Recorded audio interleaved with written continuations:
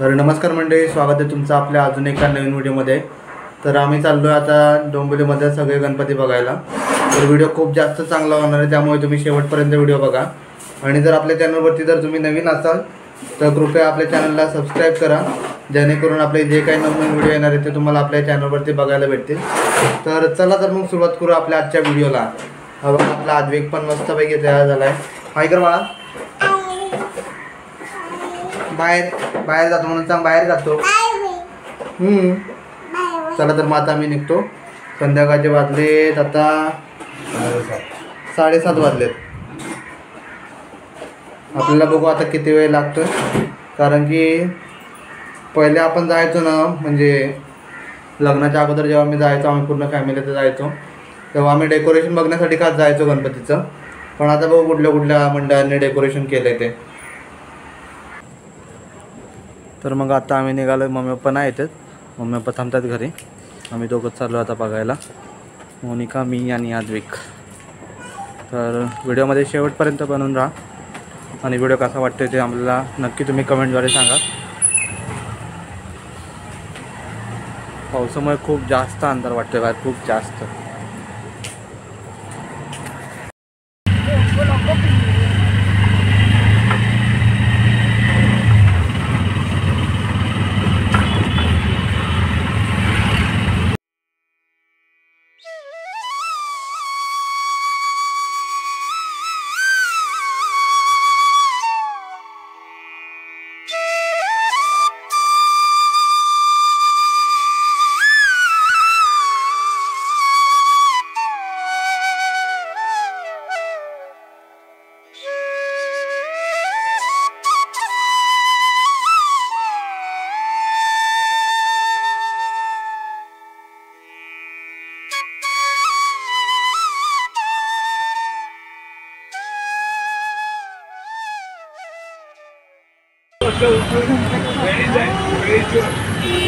हा बघा रिक्षा स्टँडच्या इकडचा गणपती।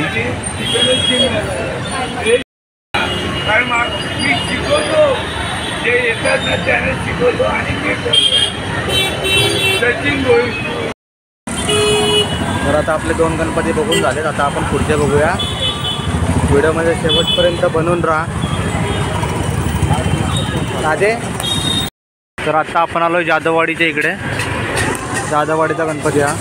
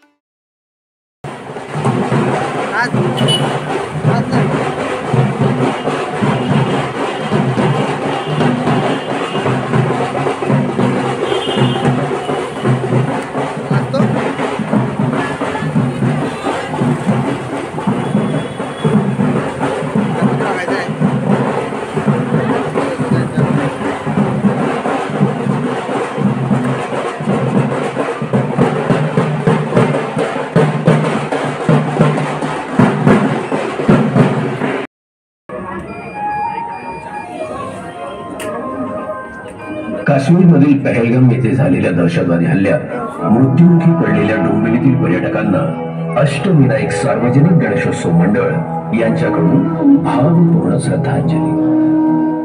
याच हल्ल्याच्या प्रत्युत्तरात पाकिस्तानच्या घरात घुसून ऑपरेशन सिंधूर यशस्वी केल्याबद्दल भारतीय सशस्त्र दलाचे खूप खूप अभिनंदन। मी वेळ आहे, माझा जन्म सृष्टीच्या निर्माणापासून झालेला आहे। मी मागच्या युगातही होतो, या युगातही आहे आणि पुढच्या येणाऱ्या सर्व युगात सुद्धा मी असणारच आहे। लाखो वर्षापूर्वी या संसारात भीमरूपी महाकाय असे प्राणी म्हणजेच डायनोसॉर सारखे अद्भुत जीवांचे राज्य होते। कालांतराने त्याचा नाश झाला। त्यानंतर हळूहळू देवपुत्र मानवाने नवनवीन संशोधन करत या पृथ्वीला आपल्या वशमध्ये घेण्यास सुरुवात केली। अशातच माणसाने अशा एका गोष्टीचा शोध लावला जी पाण्यात विरघळत नाही, जमिनीत तिची विल्हेवाट होत नाही आणि अनंत काळापर्यंत जिवंत राहू शकते। त्या गोष्टीला नाव दिलं प्लास्टिक।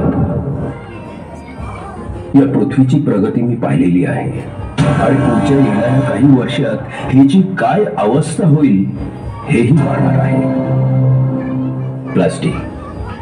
प्लास्टिक आज आपल्या जीवनाचा एक अविभाज्य घटक बनलेला आहे। प्लास्टिकमुळे आपण पावसापासून कोरडं राहू शकतो। प्लास्टिकमुळे ताजं अन्न एका ठिकाणाहून दुसऱ्या ठिकाणी नेता आणता येतं, पण त्याचा दैनंदिन जीवनात होणारा अतिरेक आपल्याला विनाशाकडे नेत आहे याची आपल्याला कल्पना देखील नाही। प्लास्टिक आपण असे फेकून देतो की जणू ते आपोआप नष्ट होणार आहे, पण ते नष्ट होत नाही।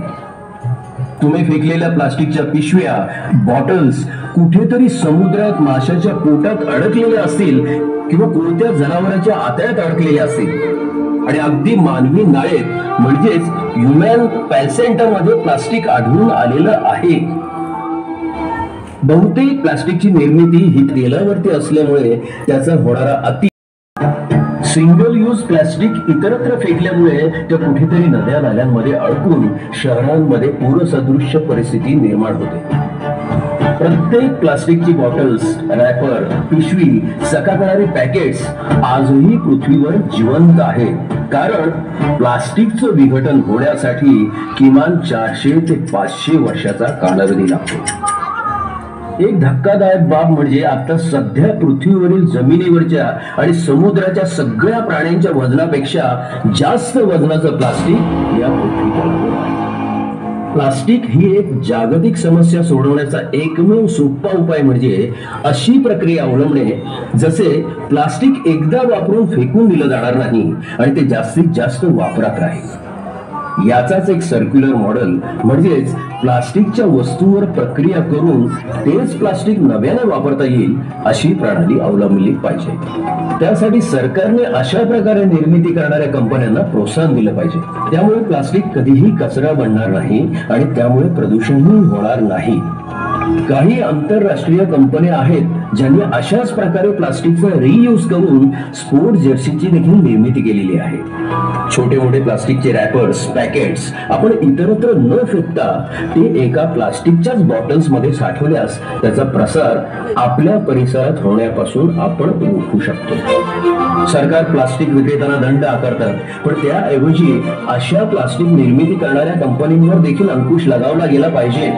आपणही बाजारात जाताना कापडी पिशव्यांचा आग्रह धरला पाहिजे। आपल्या कल्याण डोंबिवली महानगरपालिकेने सुद्धा एक पाऊल पुढे टाकत प्लास्टिक संकलनाचे मशीन जागोजागी स्थानबद्ध केलेले आहे, जेणेकरून प्लास्टिकचा प्रसार परिसरात होण्यास आळा बसेल। प्लास्टिकचा कधीच पूर्णपणे उच्चाटन करता येणार नाही हे एक त्रिवार सत्य आहे आणि आपण ते स्वीकारायला हवे। मग रोज टनावारी प्लास्टिक मातीमध्ये, नद्यांमध्ये, समुद्रात सोडून अशा परिस्थितीतील पृथ्वी आपल्या पुढच्या पिढीला कचरा साफ करायला सोडून द्यायची का? ज्या प्लास्टिकचा मानवाने वरदान म्हणून शोध लावला तेच प्लास्टिक येणाऱ्या पिढीसाठी शाप तर ठरणार नाही ना। पुढच्या अनेक वर्षांचं चित्र तुम्हाला बदलायचं असेल तर प्लास्टिक कडे पाहण्याचा आणि वापरण्याचा आपलाही दृष्टिकोन बदलला गेला पाहिजे। हे नवसाला पावणारे महाराजा, आता तरी आम्हाला तू निर्माण केलेल्या या सुंदर पृथ्वीला, समुद्रातील जलचरांना, जनावरांना या प्लास्टिकच्या विषापासून मुक्त करायची सुबुद्धी देऊ, हीच तुझ्या चरणी नम्र प्रार्थना.